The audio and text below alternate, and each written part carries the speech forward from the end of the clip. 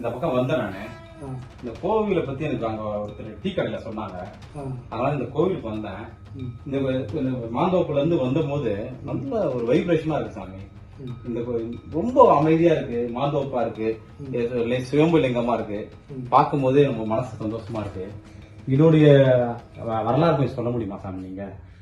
ஒரு அளவுக்கு தான் கோயில் 2000 வருடத்துக்கு முன்பு இருந்த கோயில். ரிஷிக முனிவர்கள் வாழ்ந்த இடம் இது. அதுக்கு முன்னாடி இந்த கோயில் நம்மளுக்கு என் கிணவுல வந்து தோன்றின பிறகு தான் புத்துல இருந்து சுயம்பாந்தது. ஃபுல்லா புத்து மூடி தான் இந்த லிங்கம். நான் எடுக்க சொல்லியே சர்ப்பம் எல்லாம் இருந்தது உள்ள. சர்ப்பெல்லாம் பேதி தேத்தி விட்டு போயிடுத்துங்க அதுக்கு ஐயா.